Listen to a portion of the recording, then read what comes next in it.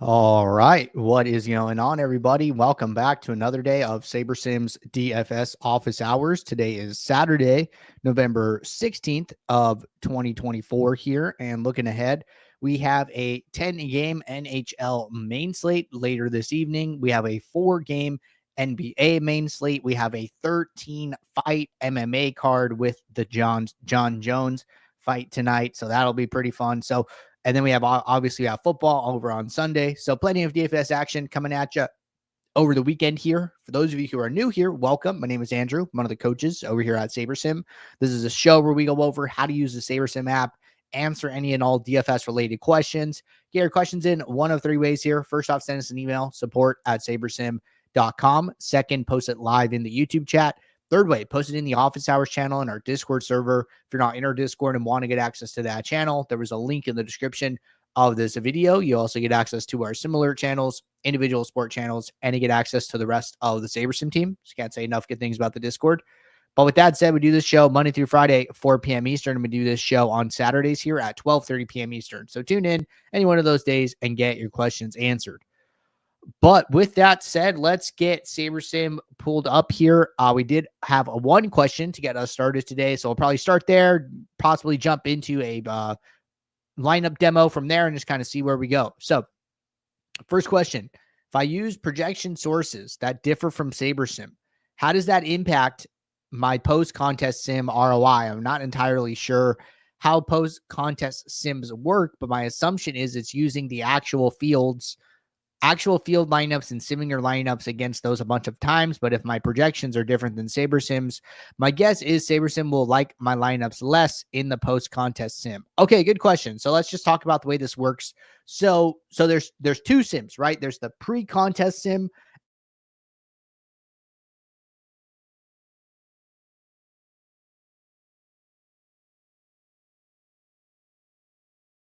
The field lineups are our best guess of what lineups and at what frequency the field is going to play players in the contest. Those come from what we call an ownership build, which we've done a bunch of back testing on contests to figure those things out. It's why we have 13 different buckets of ownership, because there are so many differences and nuances between stakes, between field size, etc. here. So that's the biggest thing there is the pre-contest sim are our estimates, right? And then we have a capped number of lineups in the pre-contest sim, right? We have 20,000 lineups. So if your contest is bigger than 20,000 lineups, we are going to sim the contest as if it only has 20,000 lineups, right? So if your contest has 100,000 lineups, we're applying the payout structure of the contest to a 20,000 man field, okay?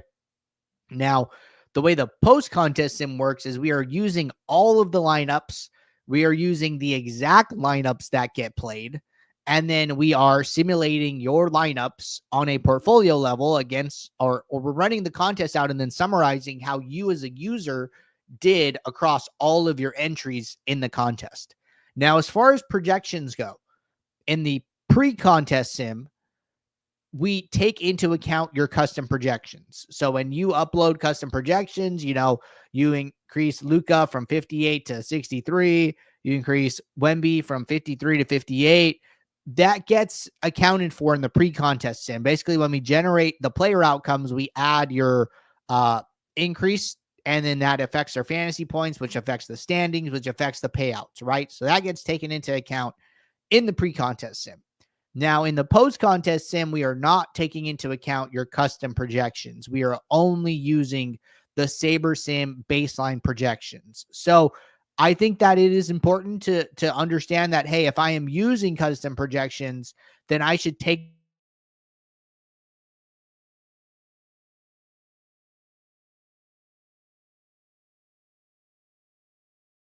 what's most likely happening is I am sacrificing some post-contest sim ROI for my changes. But if you think your changes are good, if you're like, hey, I know these changes are adding value to my process, then I would just continue to use them and take a little bit lower sim ROI, right? And you'll see this like with some of our competitors. There are sharp DFS players across the industry. I'll see some of their names popping up, and I know they're using their own tools. They're not using our tools. and they even they still grade out, fairly well, like in the contest sim, right? So you know that, hey, they're coming with a different projection set and their lineups are still grading out good. These must be strong lineups, right? So I say that to say the contest sim isn't so biased that you have to use the SaberSim baseline projections to grade out well.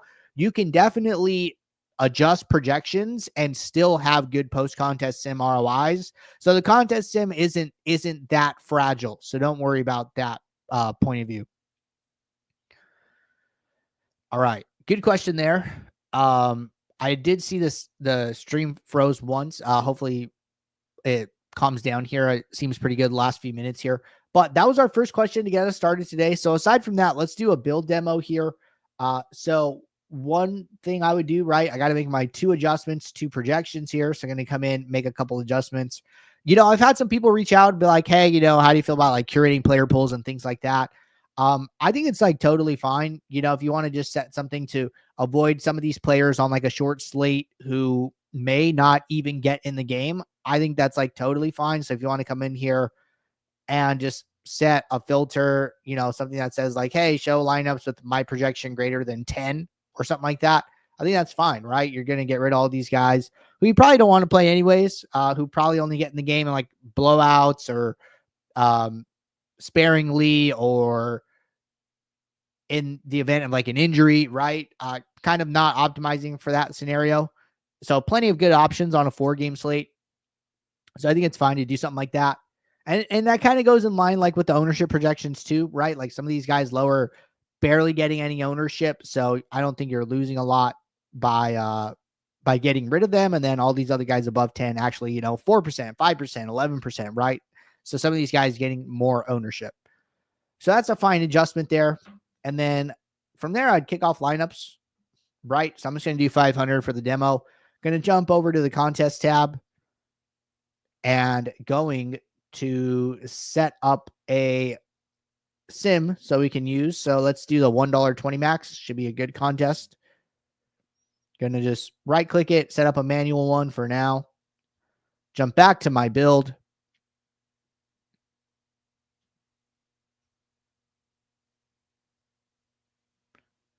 And I'm going to do a hard refresh because it looks like my pool was built. I see 500 lineups. Okay, that got our player table back. So that's always a good little thing to do. Seeing something weird, just do a hard refresh, Control-Shift-R/Command-Shift-R if you're on Mac. But our lineups are built here. So I'm going to click Run Contest Sim. I'm going to move some columns around here. I just want to see my exposure pool leverage mostly. So seeing everything I want to see, which is great. All right, Contest Sim is run. Automatically switches to ROI. If you have an entries file loaded up, you don't have to do anything because it's going to use target. I have this manual one, so I'm just going to go and switch it to the manual sim. So a couple of things I like to do here, right? I like to set up 2 aggregate metrics, one for projection. If you're on starter, just use the projection. If you're on ultimate, use projection and ROI. Click save. So I got these 2 metrics, right? So now I want to start adjusting my min uniques and noting my leverages and my exposures, trying to find values that I'm comfortable with. And while I'm not sacrificing too much from the projection and ROI metrics, right? So 261.9 projection, 78% ROI, going to start to increase this. So go down 0.7 projection, only like 2% ROI, seems fine. Go down a little more projection, but we're at about like a 10% ROI decrease. And then now I just be like looking at my sets of lineups and like, hey, how do I feel about these, right? So the players that we're getting high exposure to and high leverage, they are fairly high owned, right? 30%, 34%, 29%, right? So we're getting 2 to 3x the field on some of these guys, which is okay with me personally. And it's at this point, right, it's more about just like, hey, are you liking what you're seeing? If you're not liking, right, you can keep going with the min uniques. If you're comfortable with this, great, stay there. If you are even okay with a little more leverage on some plays, right? Like 2 min uniques didn't seem to change all that much here. And we preserve like another 2 points or 1.5 points of projection here to do that, going from 2 uniques to 3 uniques. So these are like the minor decisions you have to make. I would personally be okay with 2 because our highest exposed player was 85%. And at 2 uniques, it's 2 players at 85%, and the leverages look fine to me. So this is where I would end up. I think it's fine to end up at 3. I think it's fine to end up at 4, right? If you want to go even a little further, you don't like, these 80% exposures and you rather have these 60% exposures, right? Where you're like closer to 2x the field max. That's okay, right? So this is all a matter of personal risk tolerance, uh, being comfortable with the lineups that you're submitting. These lineups are still positive ROI, and they're still a good set of lineups, right? So anywhere in that like 2 to 4 range is totally cool with me. But these are the big things I would be doing. And then obviously I would want to just make sure I'm around or paying attention to news for these like 5:30 games, for the 7 o'clock game. These are all Pacific Standard Time. Like, hey, is Kyrie back today? I'm not like 100% sure.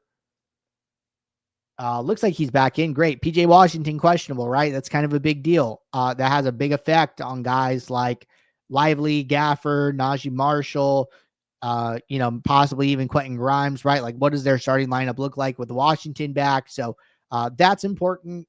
And then what's going on with Utah?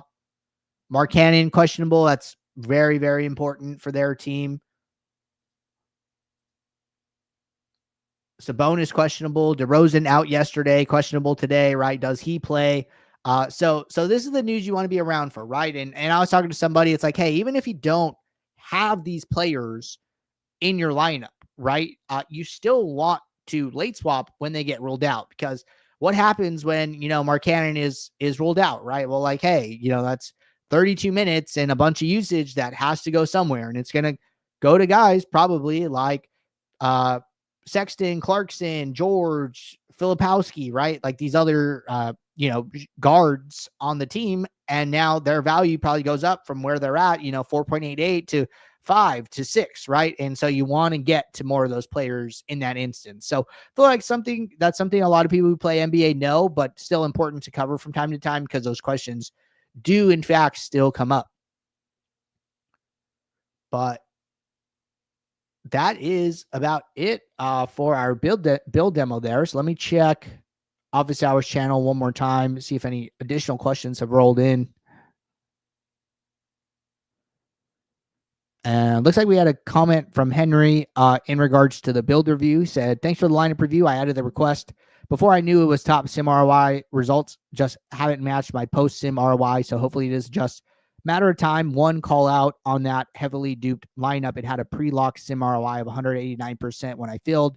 Own some was 12th in the pool, but had 0 dupes pre-lock. Of course, 187 actual. I've been assuming that sim ROI would eliminate the need to filter out high own lineups. Yeah, that lineup was like just such an outlier.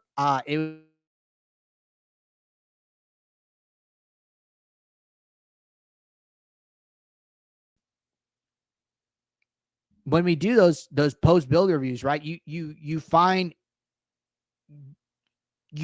situations where you can help the builder help you, right? And it seemed like, filtering out that like top 5% high sum owned lineups was like a decent way of actually helping yourself going forward, possibly, right? You could look back at like past slates and just be like, hey, this happened one time in the last 10 days and I haven't accounted for it any other time and it has never happened, right? And then you just kind of keep moving forward, keeping your eye on it to see if it comes up again. So that's one of those situations where it's like, hey, no adjustment needed. Just kind of need to monitor this situation and see if it continues to happen or not. So that's like another way of thinking about it. But that's what I would be considering there. So appreciate the thoughts there for sure. And one other thing Henry mentioned, like, hey, sim ROIs just haven't matched the results. I'm down right now, like on the NBA season, and I was like checking some stuff out today, and my top 1% ROI in NBA contest was like 2.1%, right? So I'm putting a ton of lineups in the top 1%, and I just haven't, gotten to be in the green yet. So I'm hopeful for the season. I think that my sim ROIs and, my top 1% rate is like pretty convincing that like I'm doing the right things, and I just need to keep grinding it out, playing the best contests, playing lots of slates, jamming low stakes, and and hoping variance swings my way there, right? So that's the way I'm thinking about it. That's the way I try to think about it, is not be too results oriented, but just, trust the sim ROIs, trust the top 1% equity, and just keep chugging along, exercising good contest selection and bankroll management. So that's what I would definitely recommend for you as well. All right. Next question. What does a basic MMA 20 max build look like for you? Good questions. So let's jump over to MMA. So I don't play a ton of MMA, just so you guys know. But if I were building lineups for today's 13 fight card, this is what I'd be doing. So jumping in here, I got to make 2 adjustments to projections, super minor adjustments here. I like to lower minimum salary, really just because I think that, it's okay to play lower salary lineups in a sport that is duplication heavy, such as MMA, right? You see that this default rule is on by automatically don't use opposing fighters in the same lineup. That's totally cool with me. So 2 small adjustments to projections, opening up my salary band, still leaving a floor, but okay, I'm okay with, a 46K salary lineup, a 45K salary lineup, right? Those things happen in the Sims, and honestly, they're probably more likely to be unique, right? So in a dupe heavy sport like MMA, I'm totally cool opening up salary band there. So that's the first thing I do. Now, while those lineups run, going to go create a contest sim. So say I'm playing, they have a $1.20 max here as well, so that's perfect. All right, going to jump back to my build. Lineups are finished. I'm going to kick this off. So 2 things here. One, if you're on the starter plan, then what I would recommend doing is setting up a aggregate rule that says my own geo mean no more than X. And the way you would solve for X would be to see how many entries are in your contest, right? So here in this $1.20 max, 29,726 entries. And then you kind of got to pick a dollar amount that like you're comfortable with for first place. I always recommend being conservative on this, because what we're trying to do is we're trying to filter out some of the highest duplicated lineups or avoid high duplicated lineups, but you don't want to be super aggressive. It's like, yeah, everybody wants to play a unique lineup, get all the first place prize, but that's not really what this step is trying to do. You're just trying to avoid some of the highest owned lineups possible, right? So I typically recommend doing like 20 or 30 dupes as just like a fine baseline. So if I don't want to play lineups duplicated more than 20 times, what I do is I do 20, which is the dupes I'm shooting for, divided by the number of entries in the contest, which we said was 29,726. Take that to the power of 1 divided by the number of players in the lineup, which is 6. Click equals. So 29.6 is our geo mean number, right? So then if I was on starter, what I would do is I would come into the rules and I would set that up before. So I would say, hey, my own geometric mean no more than 29.6, which will make sure every lineup that gets built is underneath that threshold. Now, if you are on ultimate, you could do this a couple different ways, right? So you can set up a custom metric that I've named geomean here that shows my own geomean value for each lineup, and it will show you the value here, right? So this lineup would be good, right? This 29.47 would be fine, but this 32.57, this one would get filtered out. So if I have that metric, I come in here and then I say, show me lineups with geomean less than 29.6. Then that takes about 10% of my lineups and puts them in the trash, right? I think that's fine. So this way works fine if you have, one contest, right? But what if you're building multiple contests? What if you have a lot of contests? That logic kind of breaks down a little bit. So something I've moved towards is like for duplication sports, just filtering out 10 to 20% of my lineups in the pool. So like here, this kind of worked out fine. I got 54 lineups in the trash. I had 500. That's about 10%. Basically, I would just skip the formula part and just go straight to the filter and start filtering out till I got to like 10 to 20%. And then just leave it, right? So that's something I've been doing when I have to build a lot of lineups for multiple contests, and I just want to have that geomean effect across the board. Now, it's not super hyper contest specific. I'm definitely cutting some corners there, but it does save me time, and I've generally okay with it, and my post-contest sims have been fine as a result of it. So that's just something I've been rolling with. But from there, right, I have my ROI, I have my geo mean, a couple aggregate metrics I want to look at, right? Average projection. I like to look at average salary for this one. Average ROI still. Click save. Make sure I'm sorting correctly. All right. So 424 average projection, 49.8 average salary, kind of high, 28% ROI.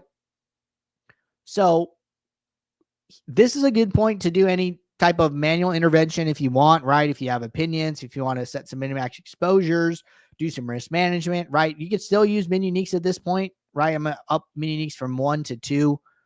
ROI only moved about 1%. Projection did move about 4% or 4 points, but the ROI, makes me feel comfortable with the change.